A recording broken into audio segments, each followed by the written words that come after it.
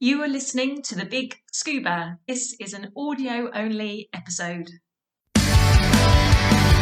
What are you doing? What are you doing watching this? What have you stumbled upon? It's not a recipe program. This is not the secret of what's happening with EastEnders. This is a little podcast which is going to take you underwater with myself, Mike Valentine, underwater cameraman on all the Bond films, etc. And I'd like you to come with us for a little while and share the hidden beauty of the underwater world. Hello everybody, welcome back to the Big Scuba Podcast. This is episode number 37. Excellent, welcome back. So coming at you from Bungay, it's myself, Ian. So with us is Gemma from Pakefield. I'm so glad you remembered your name there. Well done. Excellent.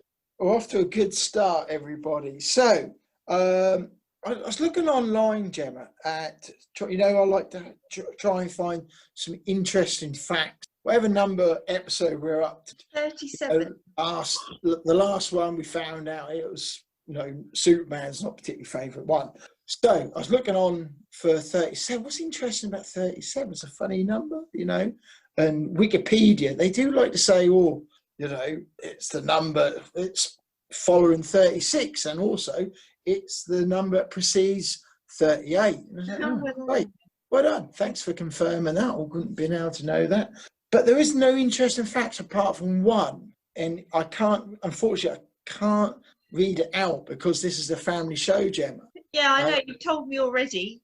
I know. So there is an interesting fact, but you've got to go to theurbandictionary.com to go look for that interesting fact. And you'll then, if you do go there, have a look and you'll realise why I can't read it out. So Gemma, what's coming up on this one? So we're talking to Mike Valentine from Valentine Films. Yeah. He's an underwater filmmaker. He is. So if you have seen any films in the last 10, 20 years, most of the adverts, anything to do with water or underwater, Mike and his team have been involved, I dare say. So two stick in my mind. Go on then. Born Supremacy, where they drive off the bridge in the Land Rover. Yeah.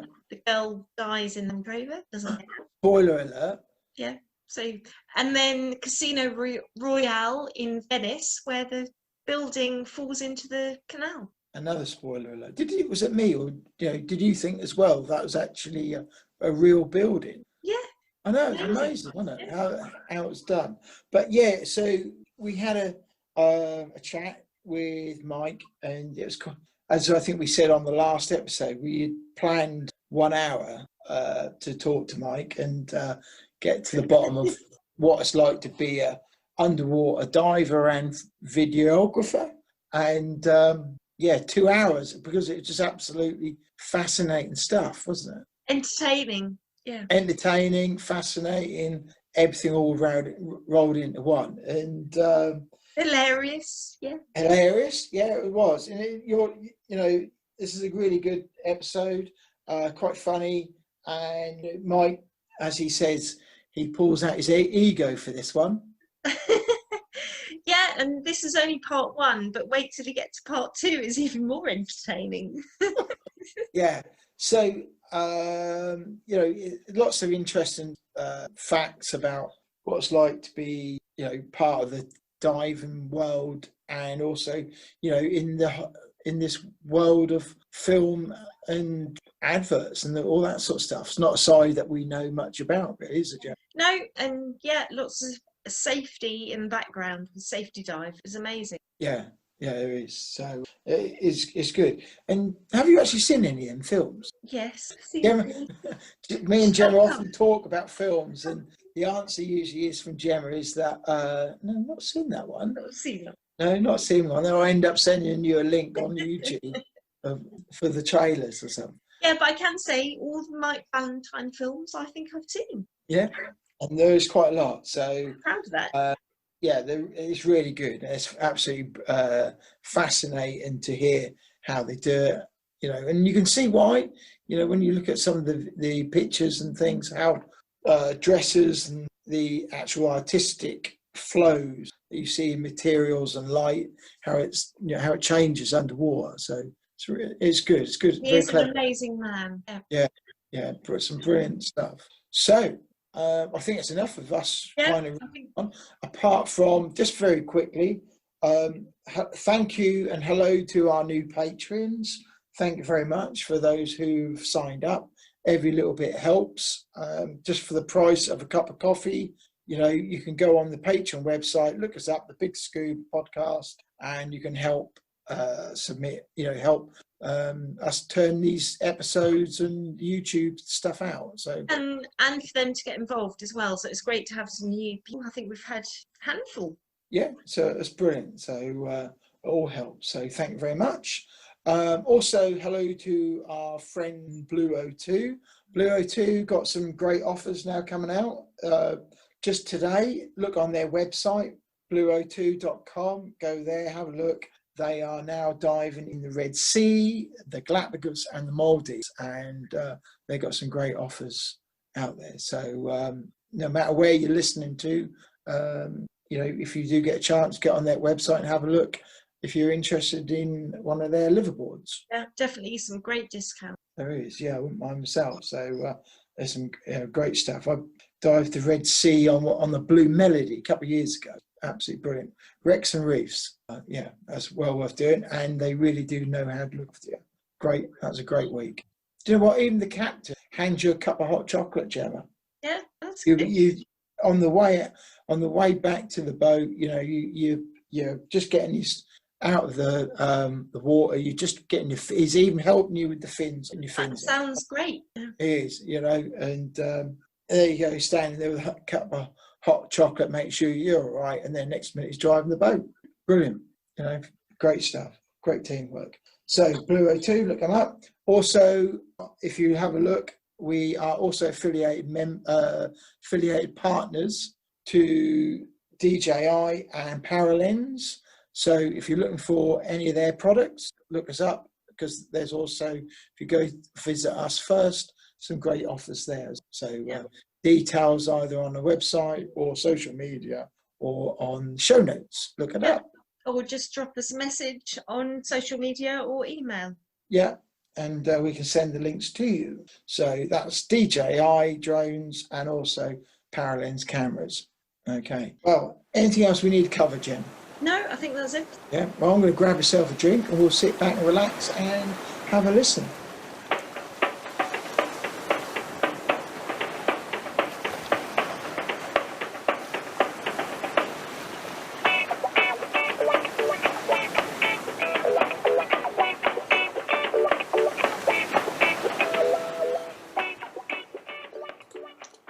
Hello. Whoa! Hey! Whoa! You know, isn't it funny? Human beings, with all their technology, and we always get excited when you can hear someone. Loud and clear. Look, I've got a little graphic for you. Oh. Let's see. Da da da da dee, dee, dee. H2O. Oh, that's cool. Wow. I can send you any of these, but Cinema H2O. That's brilliant. Hey guys, I thought you had better taste. You're interviewing an idiot like me. We like to be wacky, so it's just like You're very safe today. My ego's in a lead-lined box buried in the middle of Trafalgar Square. Why? You don't want that box to open. Now and again he does, the lid lifts and little red dots look out, you know. but we want to keep it really informal because we don't want to be like No, 100%. I can tell that by the bicycle. I like that little sneaky water bottle, which is probably full of vodka. I know what you guys like. You know her well. Right, okay then, we'll crack on. Yeah, brilliant. Okay. So thank you for joining us, Mike, from Valentine Films. And first of all, we would just like you to introduce yourself and tell us a bit about your... Oh, okay. Well, I joined the BBC in the very early 70s, and I wanted to be a cameraman, but they said, no, we don't need cameraman, you can be a sound guy. So that was fair enough, but I soon took up diving as a hobby in the early 70s, and actually joined the, what on earth were they called? The BiG Club, probably number 3 or something. And it was the United London Hospitals Diving Group, which was great because all the nurses and no, I'm being absolutely honest now, because it was really great because all the technical research for the doctors and that. And I was offered the opportunity of going off to the Red Sea to do some, to be a photographer doing research work for the Cambridge Coral Starfish Research Group. And he was paid to do that as well? Not paid, but who wouldn't at the very early days of their, the diving, not even a career then, just a hobby. Oh, yeah. Would you like to go to the Red Sea for 2 months, living on a little wooden jetty, but built a mile out to sea on the edge of the main fringing reef, and take pictures and go somewhere like that? Oh, wow. For 2 months. So I'm like, oh, I don't know. I mean, EastEnders is getting really good at the moment. Cherie's pregnant. Is she going to have the baby? I don't know. So I went, yeah. And so I managed to go there as the expedition photographer. Now, again, like most fairly well-known people, if they're really honest, in the early days, they lie their way into the industry. Now, until then, I had done for underwater photography what Donald Duck had done for speech elocution, which isn't much. So that afternoon, when they offered me the opportunity, I went and bought an Iconos and, read the instruction manual. Oh, do not try to change film underwater. Yeah. Good point, always been good. And took pictures in my local diving club and worked out how the camera worked, and then went off to the Sudan for 2 months as the expedition photographer. It was quite interesting. The Red Sea, as most people know, is a rift valley which has been pulled apart by Brexit. No, it's been it's been pulled apart slowly every year, a few millimeters. And a mining company, on behalf of the Sudanese government, worked out that they could pull up nodules with manganese, or I don't know, all these sexy materials, pull them up, and then amongst all the mud and everything, chuck everything out on the surface, which would have then perhaps filtered down all over the reefs, killing, well, not necessarily killing, but really giving a bad headache to the reefs, the fish life, etc. So what they wanted us to do was to take photographs of the reef before and after an experiment they were going to do.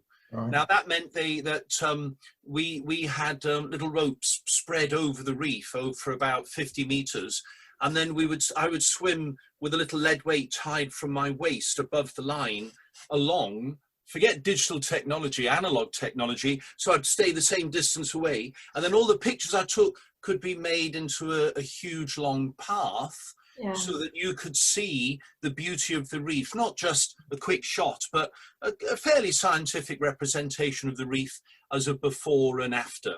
But of course, I got into photography, and that was it. So when I came back to the UK,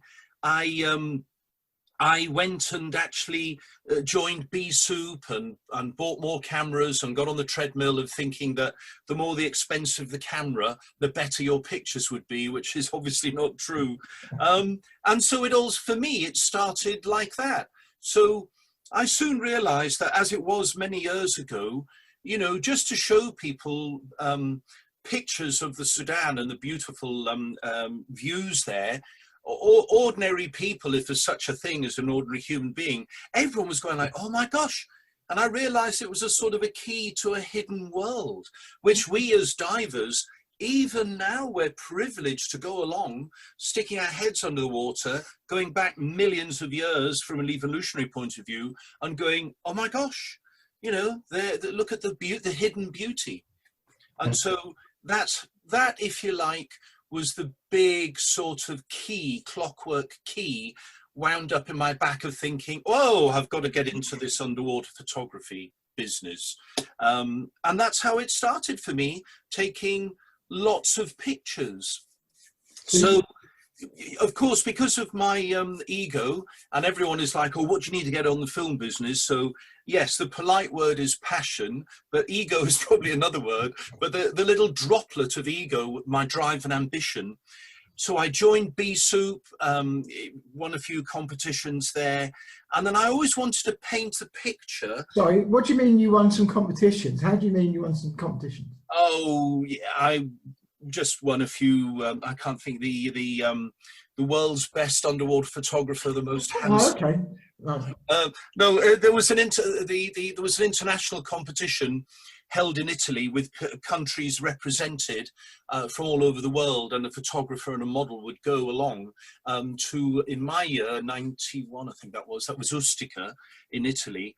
And you were all given, each country was given a little boat with a flag on, and they were all lined up on the jetty, and then you would go and obviously drill a big hole in Italy's boat. No, you would, good luck guys, and you would get in your little boat and go off and look for a dive site and think of some weird ideas, which was then judged, and in the village square they displayed them all up for the public, and I think I won with 6 pictures.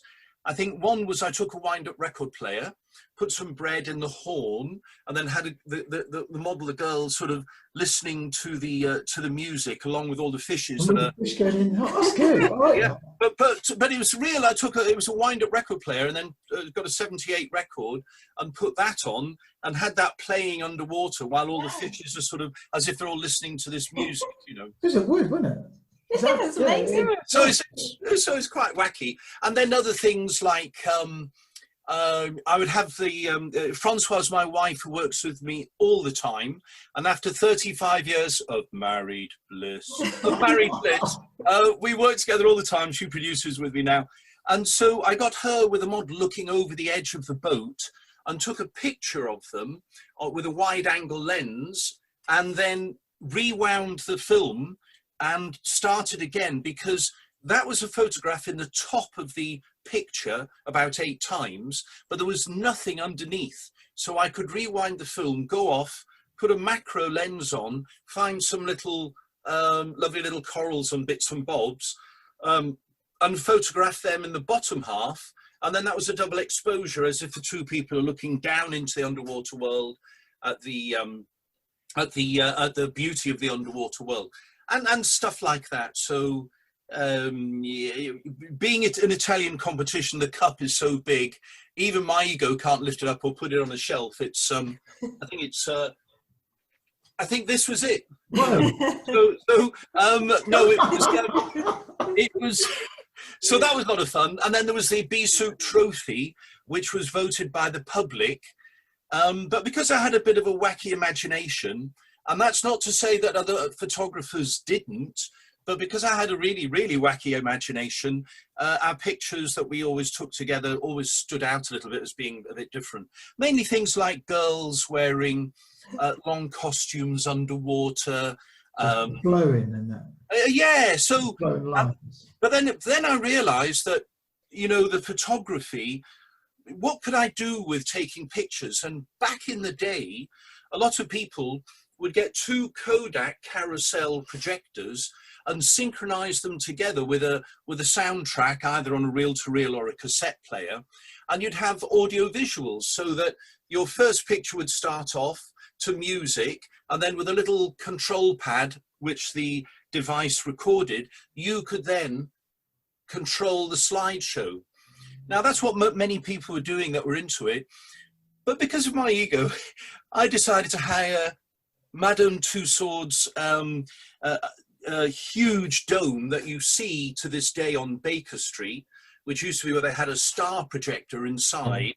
And I hired that with 36 Kodak carousels in a big circle, all pointing up to the inside of this dome, and then took people on this amazing underwater journey with the star projector and everything. But I have to say, right, you know, and you've referred to your ego, you know, quite a bit since, and I think, do you know what, you need people like you. We need people who have got an ego, because otherwise we never got to the moon. We were never. Oh, technology would never have moved on. And yeah, and I think that's true from. I think that's true from probably the first person, like in Stanley Kubrick's 2001: A Space Odyssey. Yeah. If they hadn't adapted, I mean, he infers with Arthur C. Clarke's work as well, that the big monolith turned up and sort of gave them instructions. But the point is, I'd still like to think that if you've got 4 or 5 little camps together, you need someone. You always need that little bit of pioneering spirit. And it doesn't matter if you're inventing a better banana sandwich or Von Braun and his... You could say like Shackleton, you know, Ralph Fiennes, any of these people, you know, you've got to have an ego to change the world. Give you progress as well. Yeah, I think that's true. But I think it's also true... look, we can't think of it. It's terrible because we usually think of, you know, if you say the word scientist, you think of a man. In my age group, anyway, and it's equally shared as I'm sitting obviously now. It's a girl, a boy, and their bicycle. Which is new member of the team. Yeah, that bike. I'm getting a lot of money from Sturmey Archer, the gear company, whatever. But the point is, it is true that you do need an ego to push on. But it's also sometimes a bit sad where I've talked to the public afterwards and some people say, oh, it's okay for you, as if we're blessed with millions of pounds and stuff. We're not. It's anyone. I think everyone inside them has some of that drive and ambition. And who inspires you? Sorry? Who inspires you? I think... Well, what inspires you? Well, do you know what? When I put my head under the water in Sudan, the first time I'd ever been anywhere as lovely as that, I looked at it and the very first thought in my mind, and I can remember it clearly today, is I've got to stop wearing my wife's underwear. I'm just stretching it. No.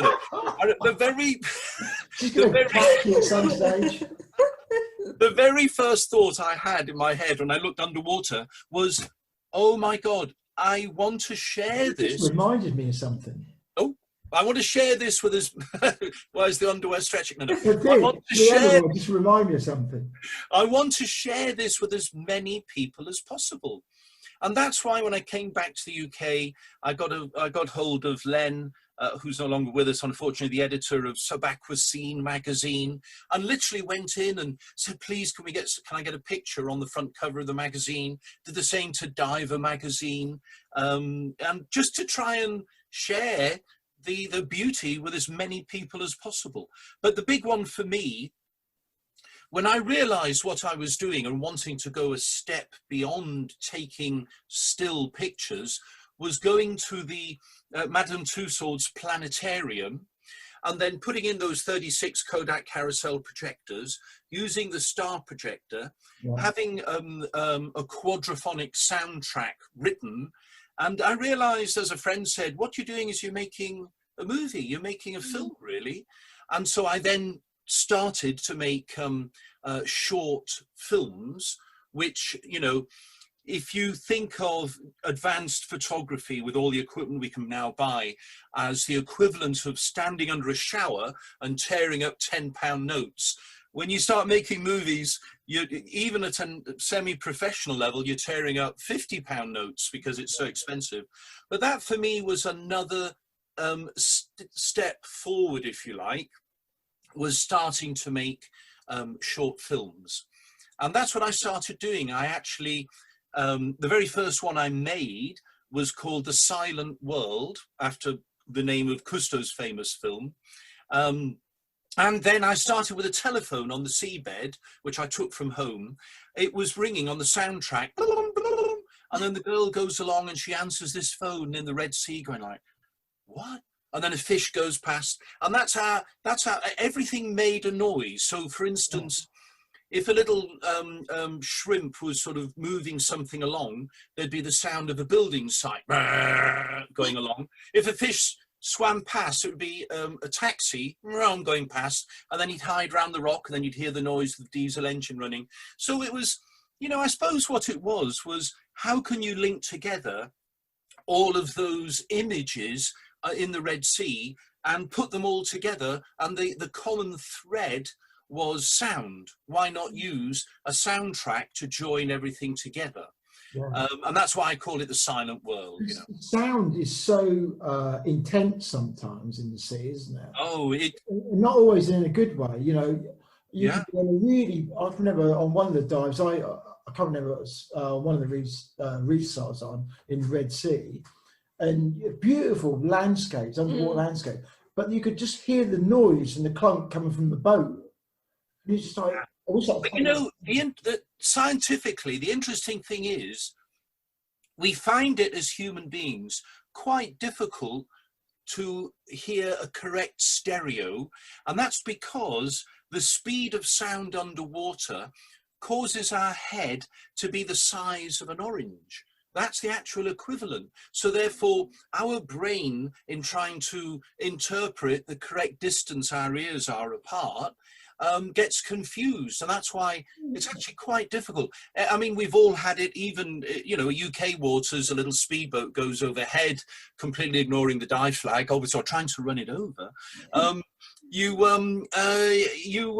You think, where is that coming from? And it's actually quite difficult to locate it. And in fact, we did an experiment once in my dive group where we had a diver sitting underwater, sort of blacked out mask, and above them was a big dial connected to a loudspeaker hanging in front of them. And wherever we moved the loudspeaker to on, you know, sort of northwest, whatever, from west to east, we then played the sound and got the diver to point where the loudspeaker was. And they were all over the place. Really? So that was quite an interesting scientific experiment, proving that most people, you know, unless you're Boris, who maybe has got the size, his head is the size of an orange, I don't know. Poor old Boris, I love Boris. It's very interesting that as human beings, we've developed in such a way that obviously sound is very important from us on land, because it saved our lives from when we were in the trees, perhaps, of what's that noise? Even now, like, what's that noise? Or is that somebody behind me, or whatever? And that helps keep fear, you know, whatever, keeps us alive. But underwater, the sound is amplified because water is such an interesting, dense medium. Anyone who's seen a submarine film, when they chuck off the depth charges to try and get a submarine, they're actually not giant bombs. They're fairly small, but that's because the density carries the explosion so that when it does go bang, it actually travels very efficiently to try and get the U-boat or whatever movie that you've been watching. And so that's interesting. But I soon realized that as sexy as fish are, perhaps what was the next step for the next film? And I thought, you know what? It happened to be, there used to be a TV program called Pebble Mill at 1. Oh yeah, yeah. Now that was a little magazine program from Birmingham. Now I'd started taking pictures of some girls underwater wearing long red dresses and looking fantastic, but still going to the Red Sea because of the amazing beauty of the Red Sea. And I thought, you know what? The ego again.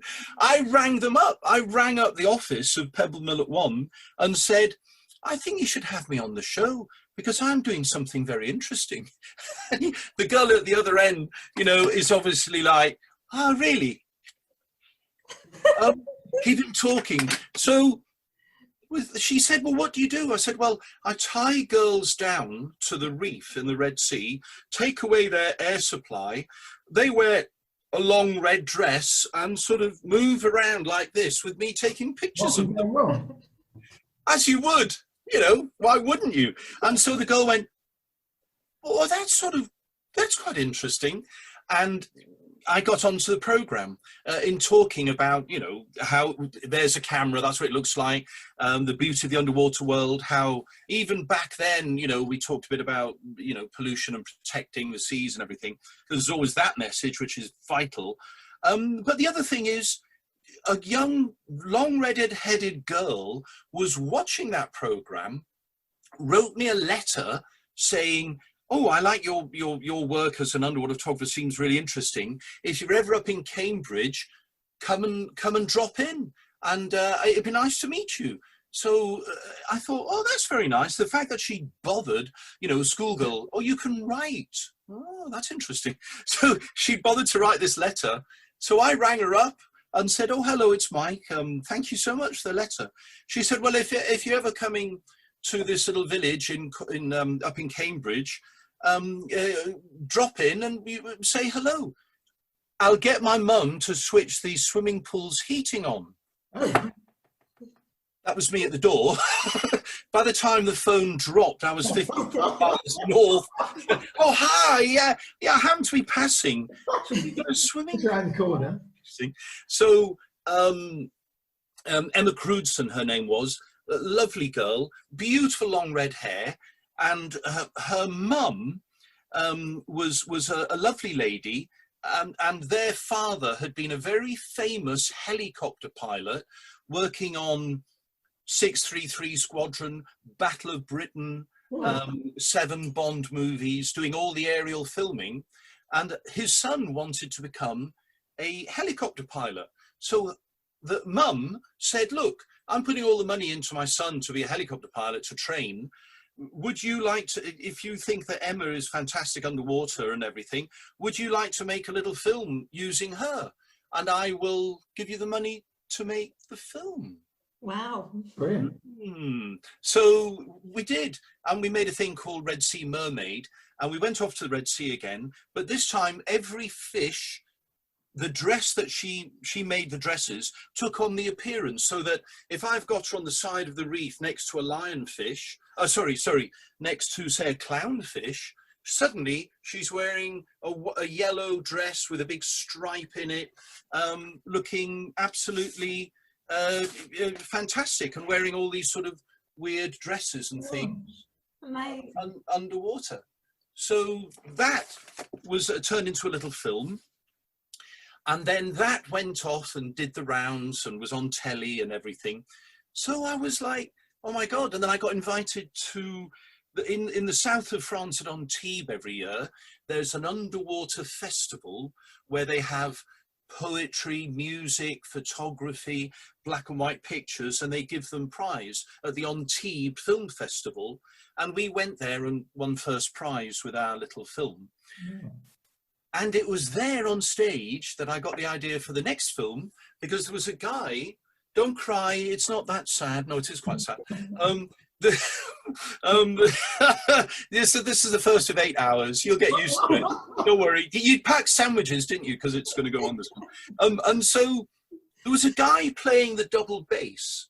And behind him, he had a slideshow of whales and dolphins and all the bad things happening to whales and dolphins.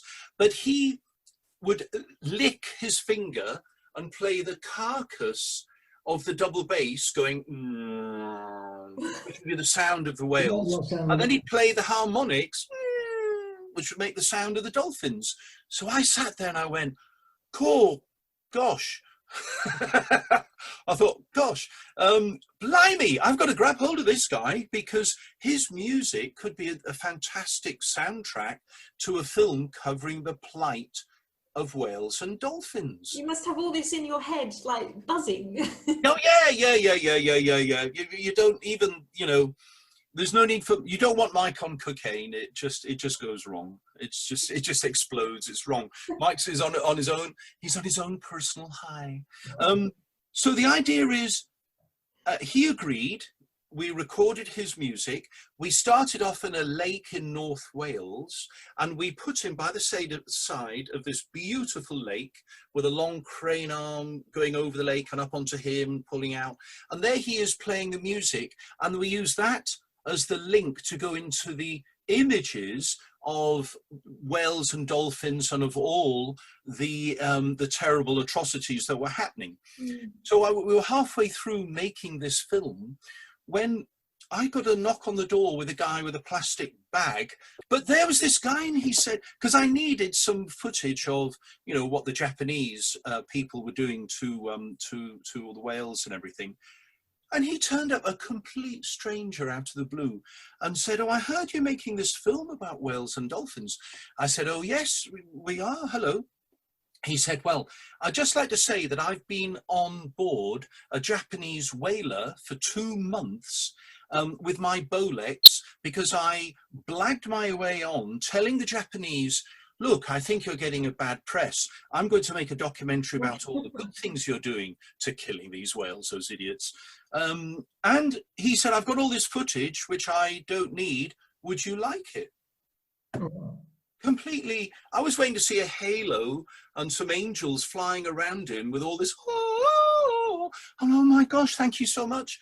And we incorporated his footage. And he'd been on one of these trawlers where you see them dragging up these minke whales up the back, and just, you know, they use other ships to actually fire a harpoon into their backs, and the whale can live in agony for up to 4 hours, writhing around in agony, and then they're pulled up and then they're processed into meat, which is sold in restaurants, and yet they say it's a research vessel, which is bollocks, obviously. And so he had all this intimate behind-the-scenes footage, which obviously got put into our film, which we called Whale Song. Whale Song did very well, obviously, because it was quite a few years ago, but it was back in the day where it was only just beginning to be understood that, hang on a minute, oh, this tuna, it's lovely. Yeah, but do you realise how many dolphins were caught in the nets? And people are like, yeah, oh, that's such a shame. But the tuna tastes fantastic. You're like, no, you've got to think about this. And so we were able to, with Greenpeace giving me some lovely footage as well, and many of the places, we got the message out there, and the film won quite a few awards. And it's good that you've done that, and you. Oh man, it's so important. Your skills to actually publicise and get that out to the people to see what's actually. But to be honest, that's the point. Having gone on later in life to work on, TV drama, pop videos, almost 100 feature films, you've got to give something back. Because one day I'm going to go up to those pearly gates, and the guy's going to be there with a big book going like, yeah, that herd of cattle, running them through the Vatican, what were you thinking? So I've got a lot to pay back for. And so we took the film to a lot of festivals, and it was only a 16-minute short, but it was made on 35mm. And it was shown at a Spanish feature film festival where they had 12 feature films in competition. And they asked me to go because I thought, it's going to be a nice little, for the public, a little filler film in between, and getting a message out, wave the flag. Anyway, and on the night of the awards, all the 12 directors, producers, cast and crew were all sitting in groups in the audience waiting. And they say, well, the public prize is won by Mike Valentine of Whale Song. So, of course, I'm going like, what? So it's a little short film. So I go up on stage, clap, clap, clap. And you see all of the professional audience going like, yeah, how nice for you. Hurry up and piss off, because we want to get our award for what's going to be the main event, Anyway, I'm like, oh, thank you, and got my award and started moving off the stage. And the compere is like, but wait. Don't go away, Mike, because the overall winning film is Whale Song. Oh, brilliant. Oh, yeah, but all the people in the front rows are like BAFTA or the Oscars going like, oh, really nice for you. How nice. I'm ordering tuna right now. Anyway, so I went outside completely on cloud 9 because it meant there was going to be a lot of publicity for the film, therefore more ways of getting the message out. And then at the end of the red carpet, street mime artists had made themselves into the shape of a whale on the road, stopping the traffic with all the press and the cameras there. Somebody throws a spear in amongst them, and they let off inside a red smoke bomb, so that all the blood, the smoke, goes drifting into the night sky, with everyone going like, what? And of course, the next day, El País, the Spanish equivalent of the Times or whatever, they're going, what's all this about? So it was my little sneaky way of trying to get the message out, because you can wave a tin in the street, and that's the first step, but why not sneak up on the naughty world of you know, television, Facebook, radio, TV, you know, everything, and try and get the message going from another point of view on a slightly wider audience. Of course, they can forget about it 10 minutes later. You only need 1 in 10,000 for the light bulb to go on. Try and get the message out, you know. And so it went on. We then went to I got in touch with the people who organised the London Film Festival and said, I think I've got a film that you need to show. And they're like, oh, God, okay, what is it? And it was like me, blah, blah, blah, blah, blah, blah, dolphins. And they're like, dolphins? And I said, yeah. And Bill Oddie was on stage with me afterwards, once we'd shown the film to the public, doing a little compare and asking about how we made the film and everything. So I realised that there was a big sponge of the public. Ordinary people want to know what's going on. This was, you know, 20 odd years ago. And of course now, you know, everything all the way up to Attenborough, but even kids at schools where I would give talks to, I give quite a lot of talks to schools. The kids are now so switched on and aware on the planet. I mean, we as parents and older people, although you're in the section of younger people, as older people, you know, our day is done and it's time to hand over the reins, you know, to people like yourself. And that's why giving talks to schools, I love it, because kids cannot pretend to be interested. They're either interested or fast asleep in the back row. And I gave a talk to 400 kids in their not reception, but you know, they have a meeting every morning, don't they, the kids, you know, and they make announcements as who's ever set fire to the school cat should come and see me, and all that stuff. But anyway, I said, any questions at the end? And there's one kid in the sixth form who's been egged on by his friends, and he's like, Mr. Valentine. I said, oh yes.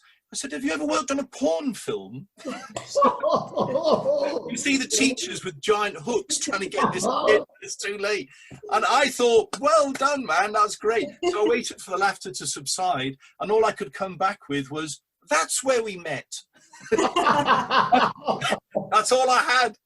But for me, going underwater, I wanted to look back, and I realized that, you know, it's a bit like youngsters not knowing that their parents know anything about sex, like, well, where did you come from?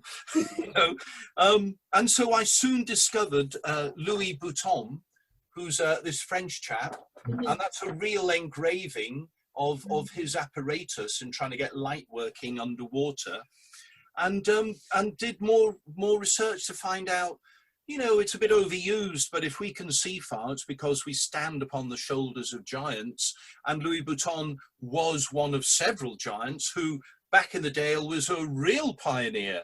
Not, oh, I wonder if your pictures are going to come out. No, I wonder if you're going to come back up, you know. And that's led to, which we'll talk later, to my own feature film, which is sort of based on a made-up story of the life of Louis Boutin working in the Red Sea. But you heard it here first, folks. That's another story. So I wanted to do a bit of research, and I came up with this picture being more or less the first picture ever taken underwater. Gosh. And that, as grotty as it is, that was made by an English guy called Williamson. And that was, I think he borrowed from the local pub the big fish box, emptied all the fish and everything out into another box, and took that down with the camera inside and started taking pictures. And Williamson is sort of thought of as the first picture person underwater. But anyway, so to cut a long story sideways, I was very lucky to get into because how do you get into, it's one thing to make little short films and even have them put on telly. How did I make the jump into feature films?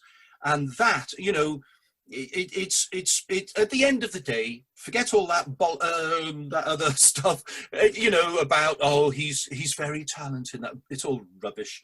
It's having the good luck and the lucky break to show you've got the talent. It's accepted that most people could do the job. I mean, Marie Curie, I'm sure she was good at things at school, but she had to show why she was going to glow in the dark, you know. And so for me, I had worked, my last job for the BBC was working on Live Aid on stage, doing all the mics. And if you see the film a year or two ago about, you know, Freddie Mercury and Queen, when the camera goes on stage, one of the guys in white was me. Only I thought I was a really good-looking 30-odd-year-old kid, not some, all right, Charlie, all right, son, Queen who, bloody gay, you know, and so I'm in the movie. I like that film. Yeah, it was good, and all that amazing. I worked on Live Aid, so all that stuff they did is completely reproduced.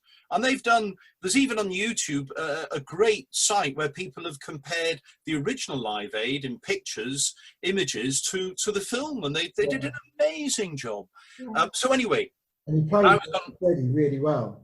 Oh, I thought he deserved all the awards he won. It was absolutely, well, he was Freddie Mercury. I mean, you always know that an actor's done well when you say who else could have played him, you know. He's the villain in the new Bond film as well, isn't he?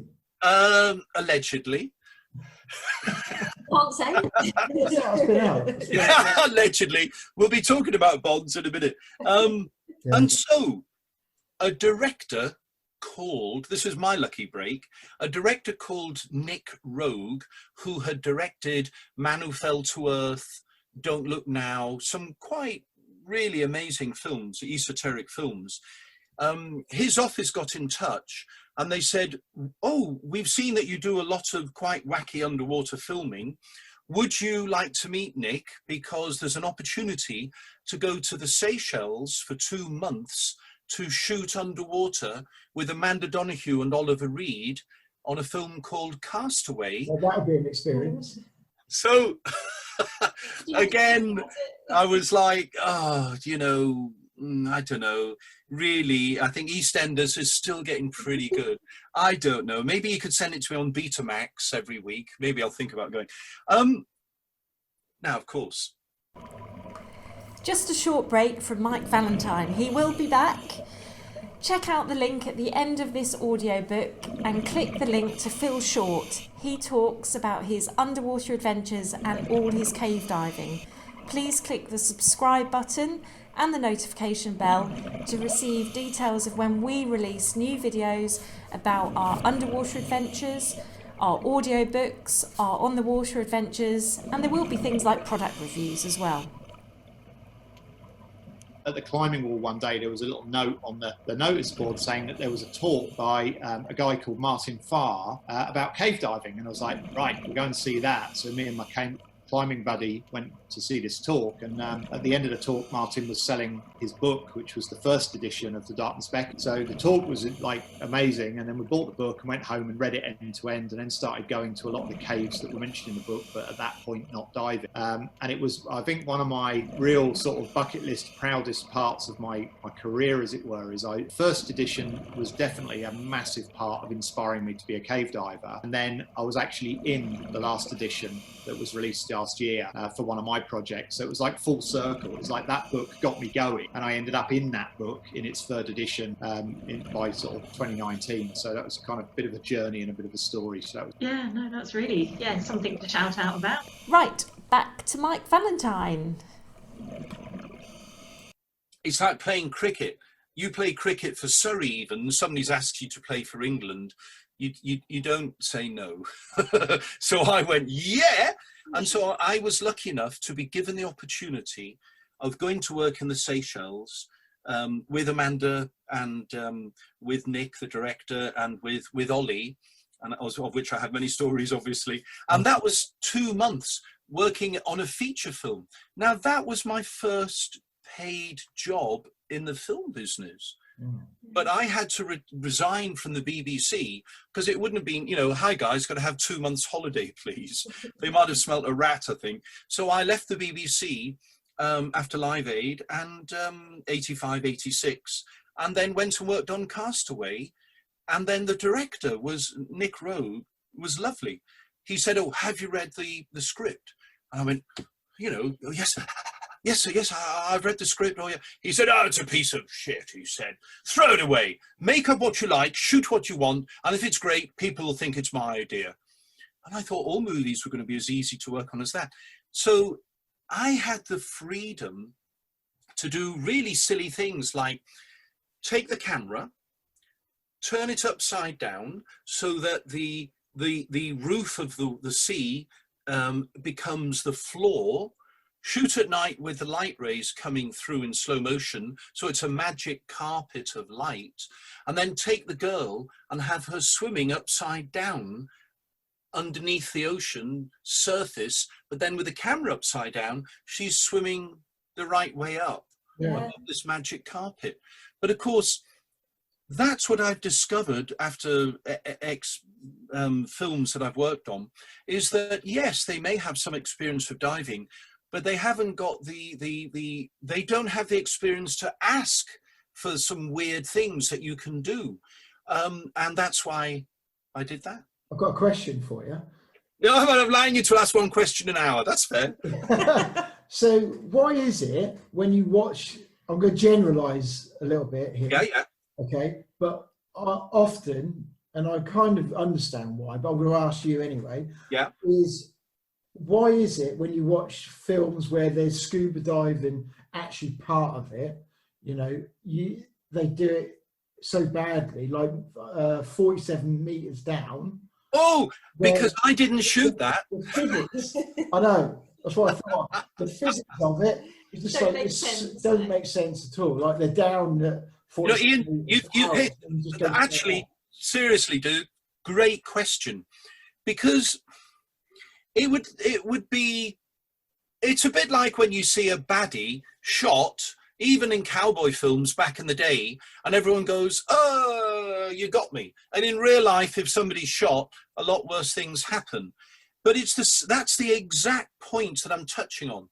The writer or writers that have written that scene with the person on diving, oh, and I'll just hold my breath from 50 meters down and swim up or whatever. It's not written as if it's practical. And, I would say that on every one of our films, we always try and put as much realism into the scene as possible, because there's enough potential danger there with the sharks, with whatever, to really frighten ordinary people anyway, to put your film star in. I mean, here we are, this was setting up to shoot Tomb Raider 2. So, of course, she's got to hit a big shark on the nose and go like, what are you doing? And then she's got to escape this tunnel with all the rubbish falling down. So, of course, she grabs onto the fin of the shark and is pulled along up to the surface. But with us adding a bit of realism, like, look, don't go all the way to the surface, let go and then swim up the final bit. But that's the point, isn't it? You've got to suspend disbelief. You've got to have the public on the edge of the seat going along with you. Yeah. But to be honest, trapping someone underwater, having sharks, and all of the other potential problems. For instance, here we are on a little short film where inside a trawler, there are some fish kept in a big tank. And the baddie on the top pushes the girl in, but she manages to pull him in as well, and she's going to, she's got a hook in her hands, and she's going to stab him in the back to stop him from swimming up. And this is a little short film, a little movie that we did, and this is the girl from Dragon Tattoo, and there she is, sort of attacking this guy. But again, no real money, but I used the light reflecting off his shirt to fill the light on her face. So that, and look, there's no set behind. There's only a few bubbles and 2 plastic chains coming down.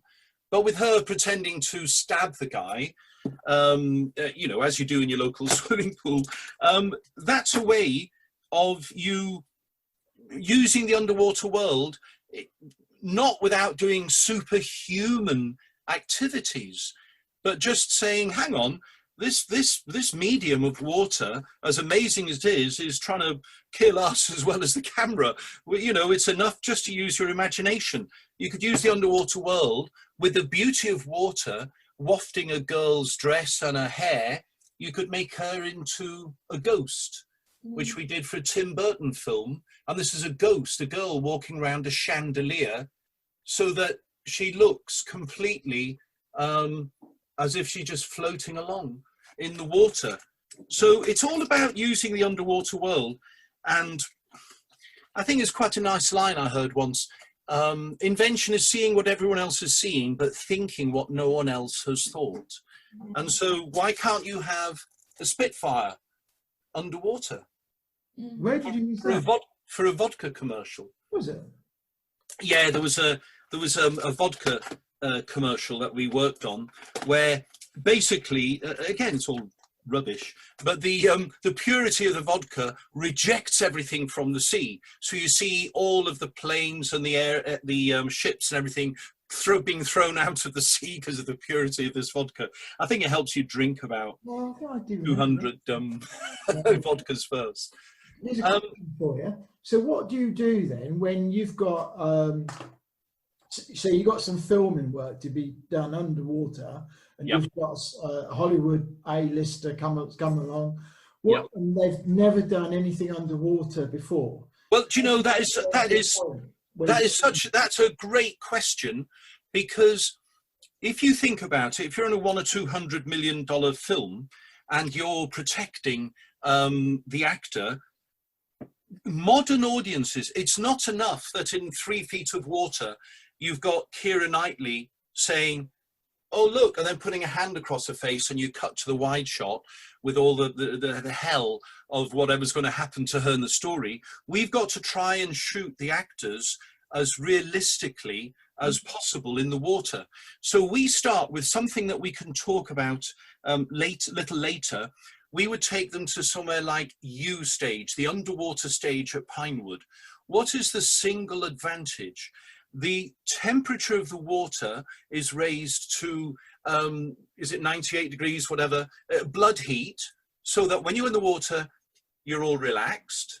You can control the visibility. Every single actor underwater has a safety diver just out of shot. So if there's 4 people underwater, they've each got their own individual safety diver. And this happens. Here are, this is one I prepared earlier, which I'm going to have to find. Oops.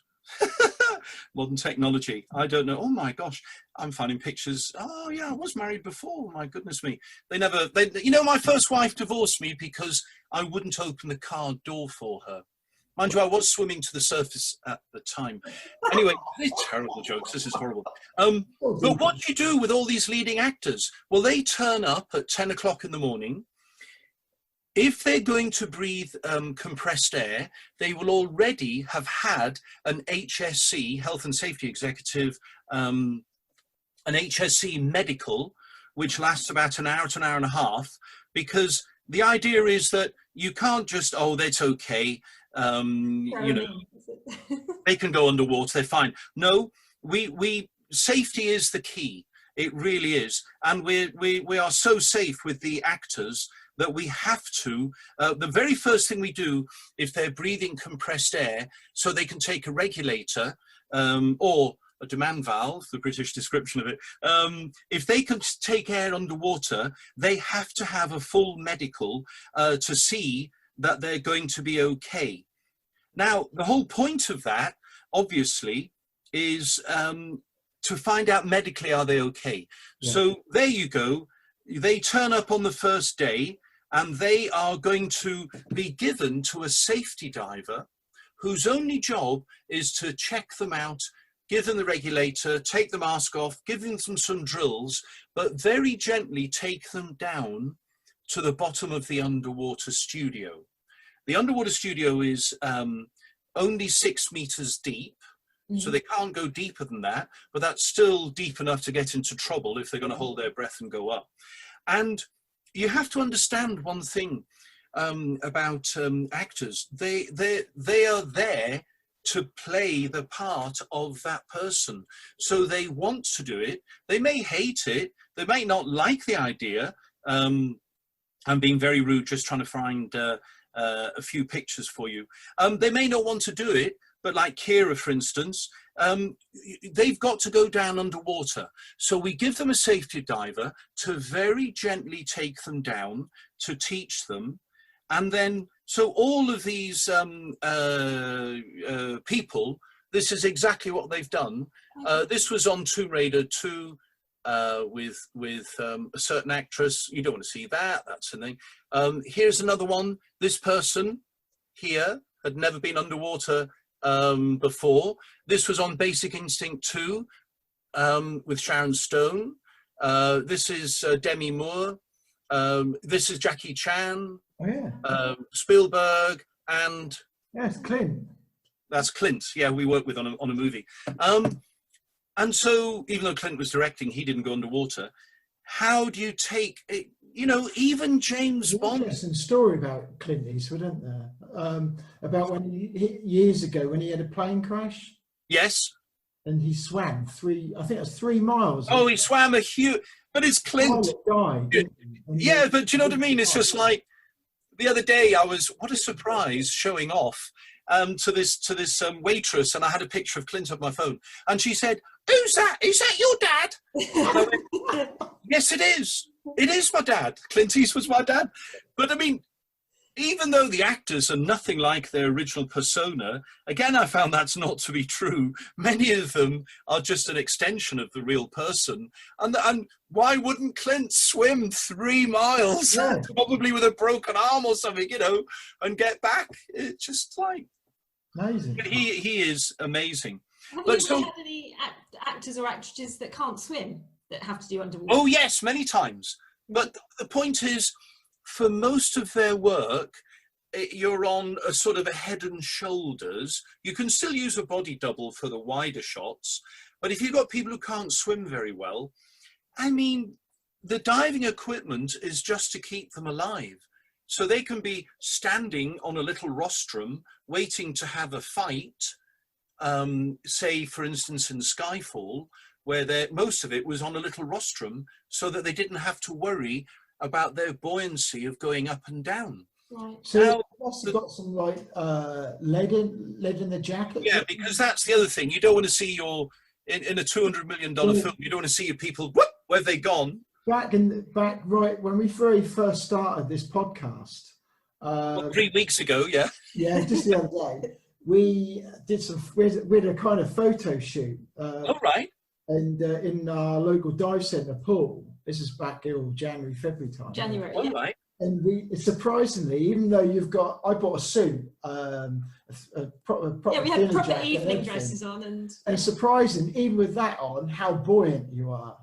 Oh, you know, that's the problem. So that's an interesting point, isn't it?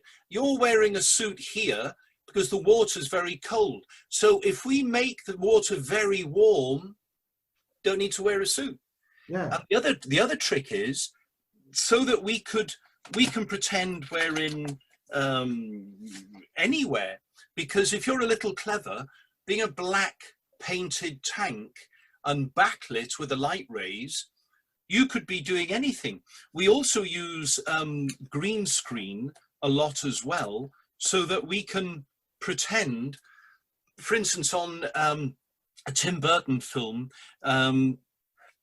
We wanted to have a boy and a girl land on a shipwreck looking like the Titanic and have them swim through it. The Miss Peregrine's Home for Peculiar Children. Isn't that a good film? Yeah, but those kids were in the U stage swimming against green screen, but we created the effect with green screen of looking like they're inside this huge old shipwreck. Also, for instance, if you want to do sort of a come dancing underwater, which we did for Sport Relief, you can put in all the weird lights and mirror balls and stairs and then have the people dancing here, but there's a little bit of a flaw and everything, so the public see it as a little bit of come dancing underwater. So, and it's all about, I mean, for instance, cars underwater. You just take the car underwater, you have wires on the car so that it can move around, and then you've got the people trapped inside. That was on what was that? Basic Instinct 2, where we had Sharon Stone trapped inside. But you can be anywhere you want. For instance, this is a smelly old lake with an old bicycle and a car and backlit, but that's a new stage. That's in a studio. And yet it looks like it could be the bottom of a lake, and we can put the actors inside and having them swim to the surface. What studio did you film Casino Royale, where the building collapsed and she's trapped in the lift? Oh, you mean this? Yeah, because that was brilliant. Yeah, so that she's yeah. Oh, well, thank you. In real life, Eva, and there's obviously Daniel trapped inside the lift. Never seen before photographs sharing with the world. I've finished my testicles anyway. The broccolis can chop them off, and often do. But there is, so there's Eva Green. Now that's an interesting one. Eva was scared of small spaces and scared of water. Wow. So of course, we put her inside a lift, which is like the smallest place on earth, with me with a big camera stopping her getting out. But the great thing is there that Francoise, my wife, speaks French. Eva speaks, obviously, French. So Foz speaks to her on an underwater loudspeaker. Yeah. Now, that's the other way of making somebody give a performance underwater who's a bit scared. Because no actor will, in their right mind, will trust the director saying, you're okay, the shark's got no teeth, a powerful suck, yes, but no teeth, you're all right. But Francoise talks on a very high quality underwater loudspeaker system, because when they're not wearing a mask and they can't see anything except the big white blob of my camera, she can sit on their shoulder and give them the confidence that somebody's looking at them. I've got to ask, so how does that work? Because like I know my hearing's not great at the best of the time, but I just imagine you concentrate, as Eva must have been in that lift concentrating on what role she's got to do and not all the rest. Not really of it. seeing, I guess. Not really seeing. Yeah. And your wife is talking. That's still got to be really difficult to understand what somebody's saying. I know, and I think probably the $40 million that she got probably helped her a lot, so that she could go back to her Winnebago and just rub money in her body. I don't know, maybe that helped. That's another story about another actor in a minute, which I'll tell you. But that's the thing. But if you think about it, an actor on stage has got what we call the fourth wall. They've got the public watching them. They've got other actors. They've got props. They've got to hit their marks, and they've got to give a performance so that you really believe that that girl is, say, Marie Curie, dying of some terrible cancer caused to her because she wants to investigate what on earth's going on with this radium stuff, and make you, the audience. You've got to do two interesting things, and it's just the same on film. You are being invited by that person to listen to their story, and you want to believe them. You've paid 8 or 10 quid to go in the cinema and watch people use their mobile phones. Don't get me started. And so that's the job of the actor. However, when they're on stage or when they're in a film or television studio, they're surrounded by equipment and people. We just turn the tap on and fill that whole problem up, adding to it with, no, I'll do the water, with the water, and they have got to stay alive underwater and then give a performance. So, but their professionalism, whether they're a man or a woman, their professionalism, whether you're doing Indiana Jones and the Last Crusade, surrounded by 400 rats landing on your head, with Spielberg saying, you know, Mike, you know, what's missing here? You know what we should do? You know that coffin that you're inside? Yeah, let's set fire to it. Yeah, fine, okay. Anyway, the point is, they are incredible professionals. Whoever teaches them underwater how to breathe, and remember the regulator is on a long piece of wood, a broom handle or whatever, so even if the dive is away a little bit, the regulator is there instantly and they give a sign. But they've also got Francoise talking to them. And to a man or a woman, they get out the water and they say to Foz, thank you so much. I really felt at ease and safe, because they know that she's always looking at them and seeing if they're okay. Because, and that's essentially what you're trying to overcome. It's so true. And thinking back to like when we are teaching with students, yeah, and you have to tell them that when you take your mask off, if we go to our local, you know, if we go to Stony Cove or whatever, and we say, you've got to take your mask off and clear it and all that. Often we've had people bolt, they bolt to the surface. I've been in Stony Cove and had that. Yeah, I mean, I've had that in Stony Cove where I had to grab somebody's leg and hold them down. Yeah. But afterwards, trying to explain to them I was saving their life, and yet it didn't feel like it to them. But that's a fantastic point that you've made, Ian, that's the whole point. But if they are a bit nervous or a bit claustrophobic, or they don't like the cold or anything else, that, especially in good old Stony Cove, suddenly when you can break through, they almost thank you and go like, oh my God, I get it. And then the great thing for you as a teacher, a few years down the line, is perhaps seeing them teach somebody. Yeah. And you think, oh great, we've sort of passed it on. Yeah. Because we all owe it to our friends to try and get them interested in the underwater world, because even as grotty on a cold February morning that Stony can look, there's still amazing things down there, like the helicopter or the bus or the house that's full of water, and that's all we do. The only step forward I make is that I might have, you know, Leonardo DiCaprio being attacked by a shark for the beach, with Leo doing his thing.